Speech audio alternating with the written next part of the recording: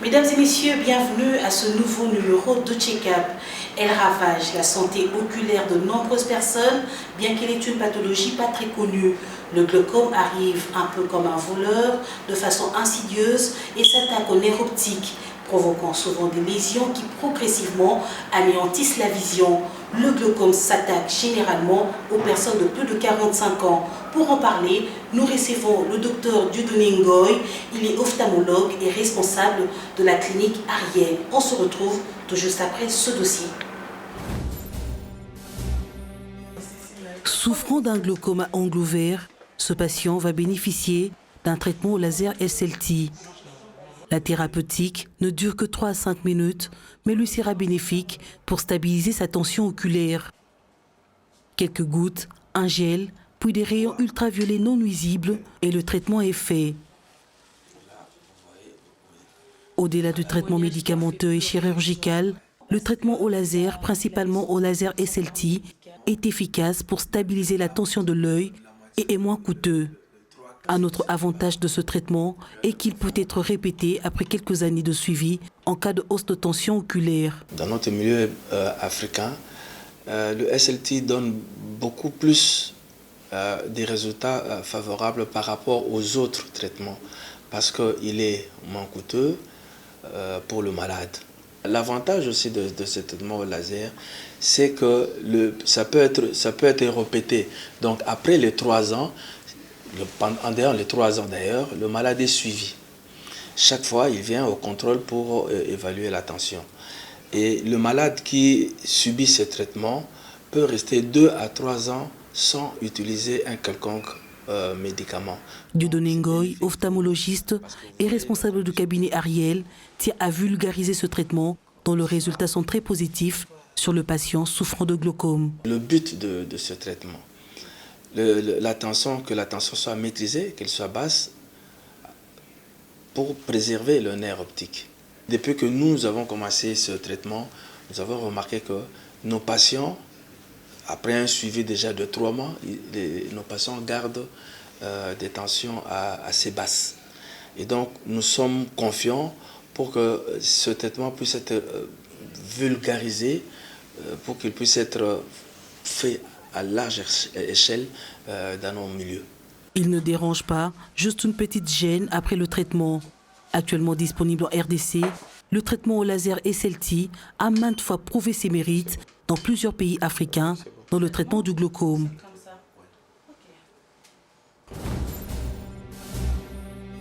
Docteur Dieudonné Ngoy, merci de nous recevoir encore une fois ici dans votre cabinet, le cabinet Ariel, pour parler des maladies des yeux. Et aujourd'hui, nous allons nous focaliser sur le glaucome.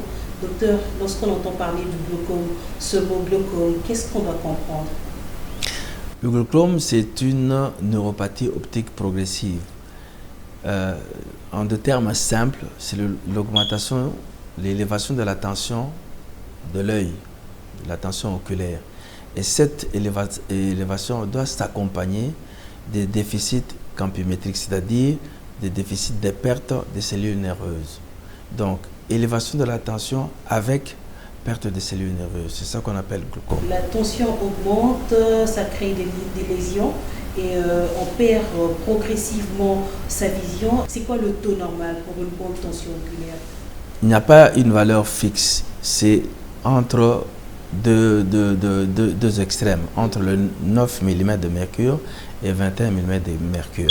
Au-delà de 21 mm de mercure, c'est à ce moment qu'on va parler d'élévation de la tension oculaire. Est-ce que une personne chez elle à la maison peut essayer de faire cet exercice? Y a-t-il un appareil pour connaître sa tension oculaire? Non, la tension ne peut être prise que par un ophtalmologiste, une personne entraînée. À l'hôpital, vous ne pouvez pas prendre votre tension oculaire à la maison. Mais comment savoir que votre œil est atteint du glaucome? Est-ce qu'il y a-t-il de signes qui alertent? Les signes sont un peu difficiles. D'abord pour le malade de savoir exactement si il a une élévation de la tension. Mais du moins, il y a quand même certains éléments qui, lorsque le malade se présente en nous essayons de lui expliquer et il va avec nous nous dire exactement ce que c'était réellement. Par exemple, le malade peut dire que s'il regarde une ampoule, il voit une ombre tout autour de l'ampoule. Il y a certaines personnes qui ont un trouble, ce que nous appelons un trouble de contraste. Il ne sait pas dire la clarté est là difficile quand même à l'exprimer. Donc ce sont des signes qui ne sont pas très nets, vraiment très poliment pour le patient. Et dans ce cas-là, pour être sûr de la maladie, il faudrait des examens particuliers? Oui, justement, il faut que lorsque le patient vient en consultation, en prenant la tension, c'est à ce moment qu'on saura qu'il y a une élévation de la tension oculaire. Et très souvent, ce sont des examens de routine, hein, lorsque quelqu'un vient pour les lunettes par exemple, et en prélevant la tension, c'est à ce moment qu'on voit que la tension est élevée. Donc on doit dire qu'il y a une différence avec la cataracte, parce que la cataracte, on sent une couche au niveau de l'œil, et le glaucome, il n'y a pas de signes apparents. Non, ce sont deux choses différentes. Bien que les deux maladies amènent à une cécité, mais la cécité de la cataracte, elle est réversible. Celle du glaucome, elle est irréversible. Irréversible, cela veut dire qu'il n'y a pas un traitement curatif? Bon, il y a un traitement, mais lorsqu'il n'est pas soigné, vous perdez la vue. On va justement revenir parler longuement du traitement au cours de cet entretien. Docteur, mais dites-nous, est-ce qu'il y a-t-il des causes connues? Est-ce qu'on doit parler de l'hérédité ou d'autres facteurs qui engendrent ce problème? Effectivement, et surtout, on doit parler de glaucome qui nous intéresse beaucoup plus ici. C'est le glaucome à angle ouvert. Et ce glaucome, il y a des facteurs de risque. Le plus grand facteur de risque, c'est l'hérédité. Donc, ça signifie que lorsque dans votre famille, il y a quelqu'un qui a un parent à cette maladie, la descendance a beaucoup plus de chances de la contacter, de la développer. Il y a l'âge, c'est aussi un autre facteur qui est beaucoup incriminé. Au-delà de 60 ans ou de 75 ans, la probabilité pour faire le glaucome est quand même multipliée par 2. Il y a le facteur ratio. Le noir fait beaucoup plus le glaucome à angle ouvert par rapport au blanc, par exemple, par rapport aux asiatiques. Et au sein même de la race, il y a des tribus. C'est pourquoi chez nous, on parle beaucoup plus d'une certaine tribu dans notre pays où il y a quand même un taux beaucoup plus élevé de glaucome. Il y a ces facteurs-là qui sont incriminés. Des facteurs qui sont connus, on dit que la maladie est une tueuse silencieuse, donc on peut vivre avec sans le savoir. Justement, elle est insidieuse, elle est silencieuse. Et dans ce cas-là, qu'est-ce que vous conseillez justement à vos patients, ceux qui ont moins de 60 ans par exemple? Qu'est-ce que vous leur conseillez en cas de glaucome ou pour ne pas développer ce problème?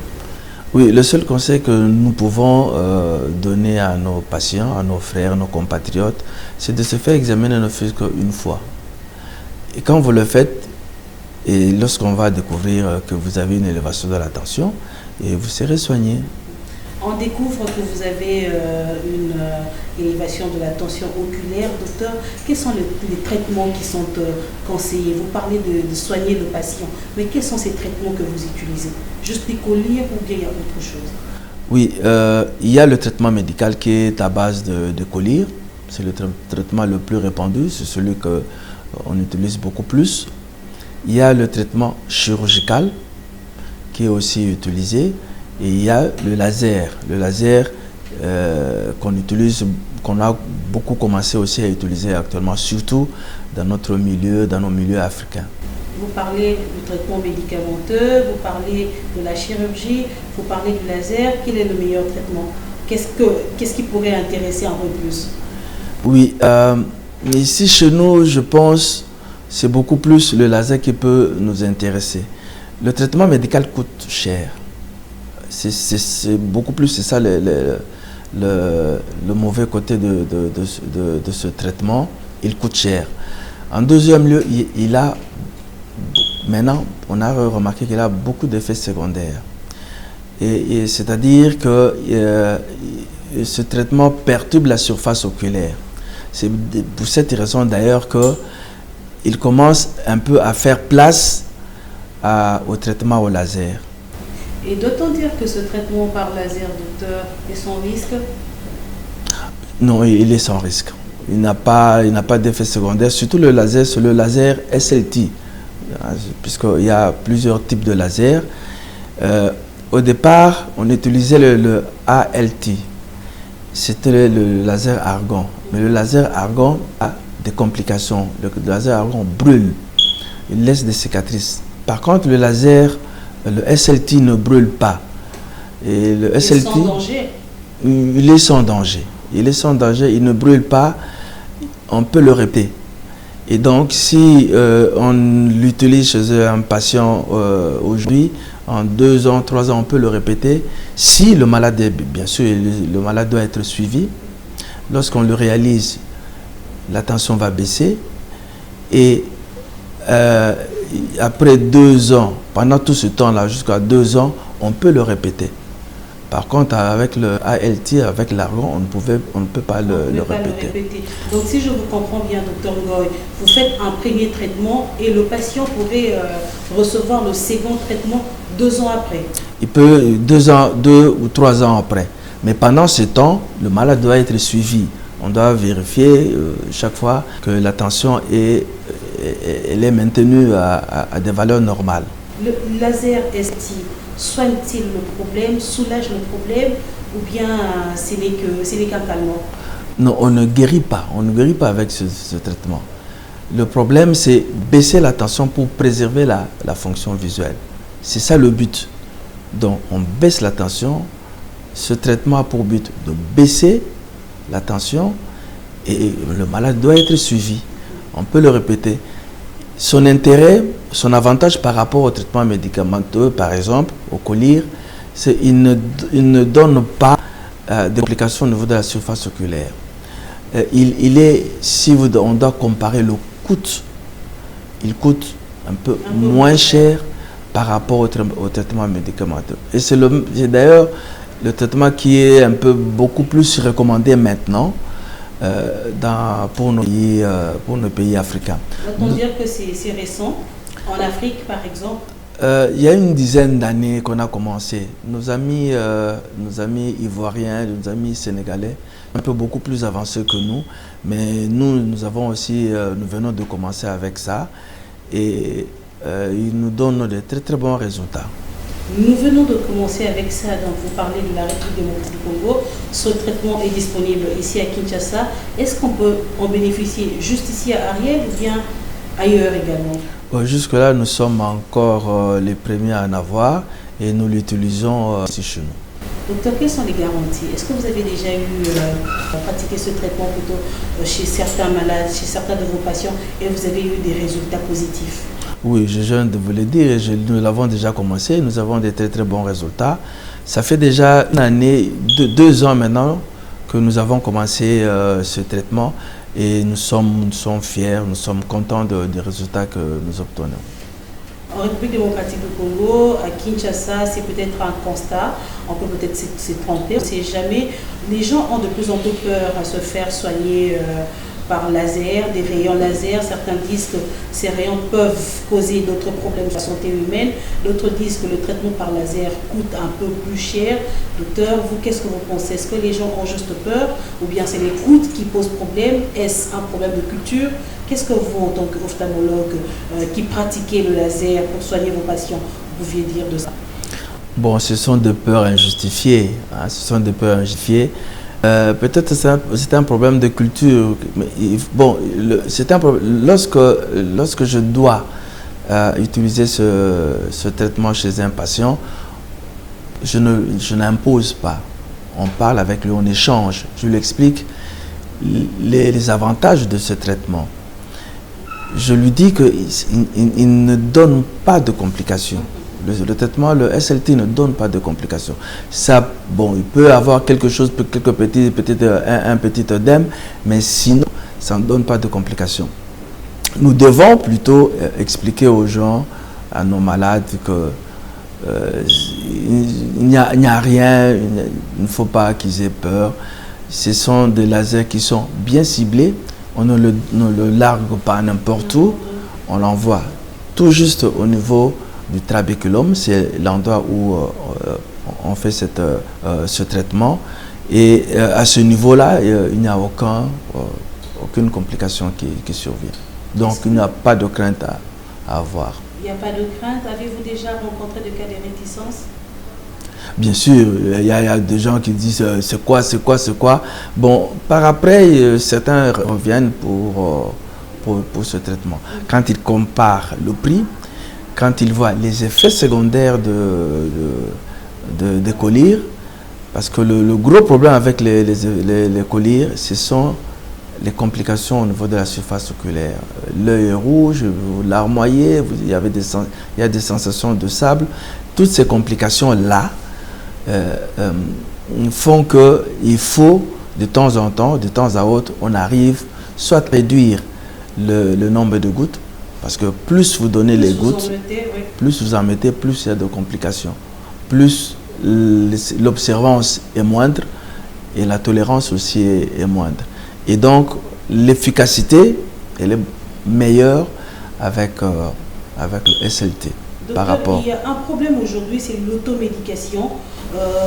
J'ai un œil qui a rougi, ça gratte trop, et je vais moi-même chez un pharmacien et je me procure des collyres. Est-ce que ça peut aussi être un problème pour, je dirais, la cause du glaucome? Non, bon, d'abord ce sont des habitudes à bannir. Je ne peux pas dire que ça peut occasionner une élévation de la tension. Bien sûr, je sais que il y a des médicaments qui sont, lorsque vous l'utilisez pendant une longue période, ça peut provoquer une élévation de la tension oculaire. Mais ce n'est pas la base même de la maladie. Non, ce n'est pas ça. Je veux revenir justement à la prise en charge de la maladie. Vous aviez essayé de balayer un tout petit peu la différence qu'il y a entre les avantages qu'il y a en utilisant le laser, mais on dit qu'à 85%, le traitement médicamenteux réussit. Docteur, quand est-ce que le laser est indiqué? D'abord, c'est comme en première intention. Lorsque le malade vient pour la première fois et qu'on remarque que la tension est élevée, le meilleur traitement avec lequel il faut commencer, c'est le SLT, le laser. On peut l'utiliser, le laser aussi, en seconde intention. En seconde intention, on l'utilise pourquoi? C'est lorsqu'il y a des complications dues aux médicaments. Parce que les complications sont quand même énormes. Parce que les effets secondaires qui arrivent lorsqu'on utilise les médicaments feront qu'il y a une progression de la maladie. Puisque le gros problème est celui-là aussi. Lorsqu'on suit un malade glaucomateux, on ne s'acharne pas seulement sur la tension oculaire, on fait des examens pour voir s'il y a évolution ou pas. Là, c'est une étape qui était très, très importante à observer. Ce traitement au laser, bien que le traitement médicamenteux, c'est le qu'on a beaucoup plus utilisé, mais on remarque maintenant, avec le coût qu'il représente, que le SLT est beaucoup plus indiqué pour nos pays africains. On ne guérit pas de la maladie, on baisse plutôt la pression oculaire, docteur. Vous soignez pour la première fois, 2 ans après, le malade revient, après un suivi régulier, justement, vous le soignez encore, vous procédez au laser. 2 ans qui suivent, donc 4 ans après, il revient. Après combien de séances peut-on procéder à ce traitement de laser? Il est répétitif. Alors quand on le répète, il ne pose pas de problème. Et ceci vient d'un travail qui a été mené par nos amis anglais, qui viennent de faire une publication il y a 1 ou 2 mois, sur une série de 712 malades. Ils ont eu un recul de 3 ans. Et c'est à partir de cette étude-là que nous avons été aussi reconfortés dans cette démarche d'utiliser le laser à nos patients. Et avant, qu'est-ce qui vous bloquait? On n'avait pas un recul assez grand et nous avions aussi quand même certaines réticences. On nous disait ça ne marche pas, on essayait, bon, on ne savait pas exactement ce qu'il fallait faire. Et maintenant, on est beaucoup plus précis qu'il faut faire soit à 180 degrés, ce laser-là, ces impacts, les donner à 180 degrés ou soit à 360 degrés. Donc, il y a deux écoles. Il y a certains qui disent à 180, soit à 360 degrés. Donc, on avait au départ certaines réticences parce qu'on se disait, est-ce que ça donne de bons résultats ou ça ne donne pas de bons résultats? Mais aujourd'hui, nous avons la certitude que ça donne de très bons résultats. Pratiquement, docteur, comment ça se passe? Est-ce qu'on fait juste passer un rayon sur l'œil? On injecte un produit? Comment ça se passe sur le plan pratique? On donne d'abord une goutte d'anesthésique et ensuite on utilise la lentille. Il y a la lentille spécifique pour faire cet examen et on le pose sur l'œil en mettant un gel. Et à ce moment-là, on ajuste la machine et on commence d'abord par des doses minimales, 0,8 millijoules. On augmente jusqu'à ce qu'on obtient des bulles. C'est le clinicien qui fait l'examen qui verra s'il y a apparition des bulles. S'il y a apparition des bulles, c'est que nous sommes exactement au niveau du trabéculum. Et on continue jusqu'à la fin, on fait les 360 degrés. Docteur, est-ce qu'on sait qu'il y a également le glaucome infantile? Est-ce qu'un enfant pouvait également procéder au laser? On peut toujours, mais chez les enfants, on conseille plutôt de faire directement la chirurgie. C'est un peu délicat, mais on conseille directement de procéder par la chirurgie. À partir de quel âge le laser est recommandé? Quand déjà une personne déjà à l'état de temps.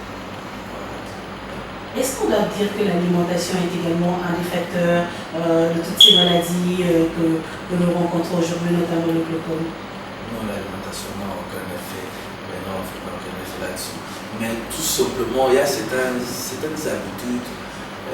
Quand on prend par exemple une grande quantité d'eau en une fois, ça peut élever la tension. Bon, il y a certaines substances qu'on peut prendre qui peuvent aussi abaisser la tension. Et d'ailleurs, ce sont ces substances-là qu'on est en train pour le moment de voir si on peut l'utiliser pour soigner le glaucome. Votre spécialisation, c'est la protection de nos yeux.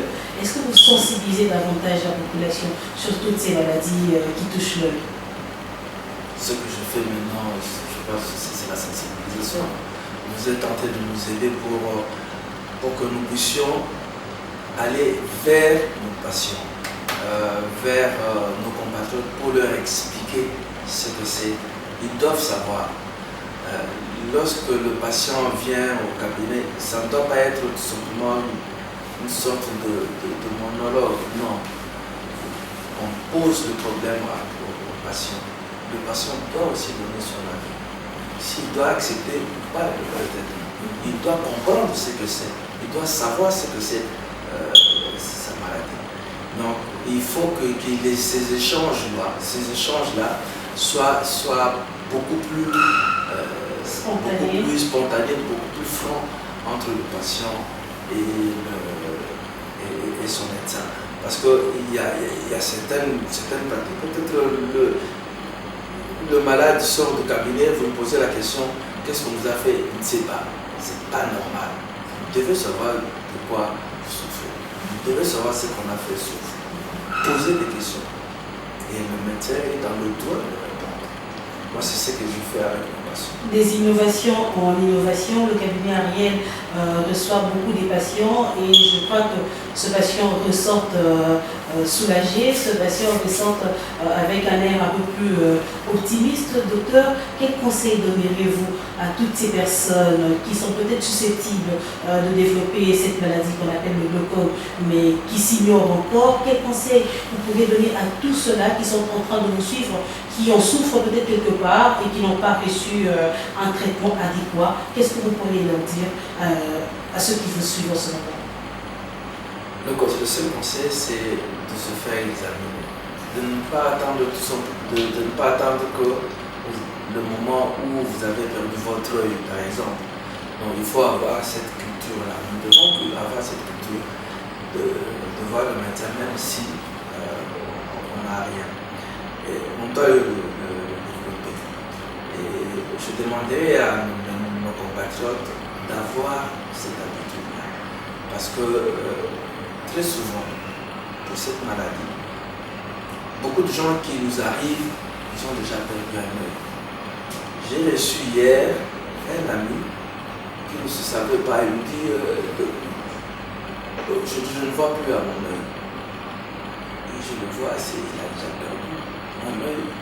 Et l'autre est déjà suffisamment, sérieusement entamé. Et donc, nous devons avoir une culture. C'est d'encourager, il faut que tout le monde s'y mette. Peut-être le problème de coût, le moyen, il y a plusieurs choses pour lesquelles on dépense de l'argent, mais pour une consultante pour sa santé, je pense, il n'y a pas de. Mais on dit qu'il y a des gestes qui sauvent, des gestes à faire chaque matin, docteur. Est-ce que vous pouvez nous les rappeler pour savoir si on est en train de perdre la vision d'un œil ou pas? Bon, un geste peut-être un geste simple. Vous vous réveillez le matin, vous fermez alternativement l'œil gauche ou l'œil droit. Vous allez voir quel est l'œil qui ne voit pas bien. C'est celui-là, il faut. Mais malheureusement, peut-être si vous faites ce geste-là et que c'est déjà trop tard, vous avez déjà perdu un œil, ce sera dramatique. Mais sinon, il faut fermer alternativement un œil. Mais la meilleure des choses, c'est de consulter. Merci beaucoup, docteur Dieudonné Ngoy. Vous êtes ophtalmologue et responsable de la clinique Ariel. Avec vous, nous avons justement parlé de cette maladie, le glaucome, qui est une tueuse silencieuse, cette maladie qui vole la vision. On l'appelle d'ailleurs le voleur de la vision. Merci d'avoir donné toutes ces précisions et de nous avoir parlé également de ce traitement par laser qui est disponible ici à la clinique Ariel. Donc tout cela qui ont des problèmes de vision pourraient venir vous rencontrer pour un meilleur traitement. Merci de votre disponibilité. Mesdames et messieurs, la suite de votre émission, c'est dans la rubrique 1001 questions santé. Comment diminuer les risques liés à l'écran? Pour la plupart des tâches en bureautique, il convient de ne pas utiliser plus de 2 ou 3 couleurs en plus de celles du fond. Étant donné l'amélioration de la qualité des écrans, des visualisations et la généralisation du fond clair, les filtres d'écran ne présentent plus d'intérêt. Environnement lumineux. Les personnes consultant souvent des documents papier peuvent avoir besoin d'une lampe d'appoint si l'éclairement, quantité de lumière qui arrive sur une surface de ces documents, est inférieure à 200 lux, voire à 300 lux, si ces personnes ont plus de 40 ans.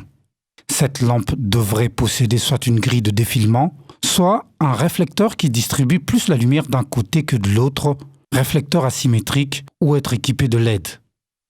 Les teintes pastel sont à privilégier, aussi bien pour les parois que pour les mobiliers et les équipements informatiques. Hauteur de l'écran. Pour établir un compromis entre vision et posture, le haut du moniteur doit se situer au niveau des yeux. Distance œil-écran. Avec l'affichage alphanumérique, la distance optimale œil-écran est égale à 170 fois la taille de caractères majuscules ou de chiffres. Lorsque l'affichage est uniquement iconographique surveillance vidéo, la distance optimale œil-écran est égale à 4,5 fois la diagonale de l'image. Travail sur micro-ordinateur portable. Pour ceux qui travaillent sur un micro-ordinateur portable, il existe des rehausseurs qui permettent de placer le haut de l'écran à hauteur des yeux. Il s'agit d'un plan incliné sur lequel le clavier est posé. Un clavier standard doit alors être connecté au portable pour préserver les conditions optimales de frappe au clavier. travaille sur écran tactile. La norme ISO 9241 dans sa partie 410 précise que les écrans tactiles orientés verticalement doivent permettre de positionner les cibles des contacts à une hauteur inférieure à celle des épaules. L'écran tactile doit être inclinable, déplaçable et réglable en hauteur. Les écrans tactiles orientés horizontalement doivent permettre de positionner les cibles de contact à une hauteur égale ou inférieure à celle des coudes. Et voilà, ce check-up est fini. Je vous retrouve très prochainement sur B1 Télévision.